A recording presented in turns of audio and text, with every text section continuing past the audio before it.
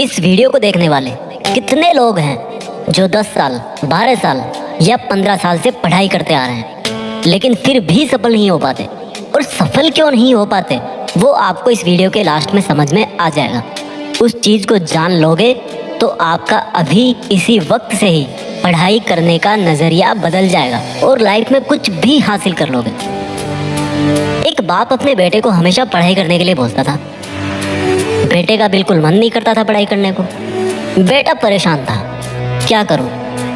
पिताजी हर टाइम पढ़ाई करने के लिए बोलते रहते हैं। एक दिन बेटे ने हिम्मत करके अपने बाप से पूछ ही लिया कि पिताजी एक चीज़ बताओ मुझे, बड़ा होकर मुझे हमेशा तो पढ़ाई करनी है नहीं, मुझे बस पैसे कमाने हैं, मेरा सपना पूरा करना है और मेरा सपना पढ़ाई करना नहीं है।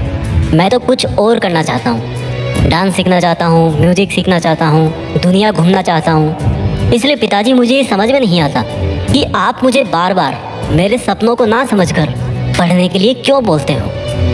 पिताजी ने कहा कि बेटा बात तो सही है तुम्हारी, क्योंकि किसी टाइम मैं भी तुम्हारी तरह पढ़ाई करने से रोता था, लेकिन मुझे एक चीज़ बहुत देर से समझ में आई और मुझे आज यह समझ में आ गया कि वो चीज़ मुझे तुम्हें बता देनी चाहिए।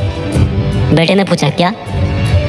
पिताजी बेटे का हाथ पकड़ के मकान से बाहर ले गए और घर से बाहर निकलते ही वापस मुड़कर अपने पुराने मकान की तरफ देखने लगे और बेटे से बोले कि बेटा जो बात मैं तुझे अब बोलने वाला हूँ ना, उसको तू एक बार ध्यान से सुनना।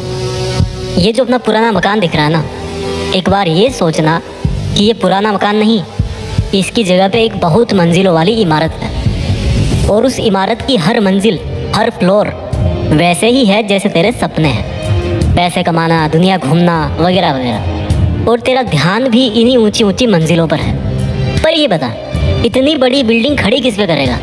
हवा में बनाएगा? ज़मीन पे ही बनाएगा ना।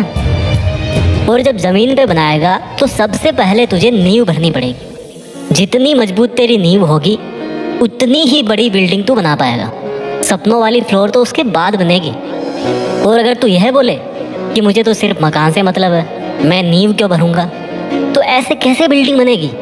ठीक उसी प्रकार से तेरे सपनों को पूरा करने के लिए तुझे आज अपनी मेहनत से एक बहुत मजबूत नींव भरनी पड़ेगी। और जितना ज्ञान तू हासिल करेगा उतना ही अपने सपने पूरे कर पाएगा। बेटे की आंख में आंसू आ गए। कितनी बड़ी बात उसको आज समझ में आई।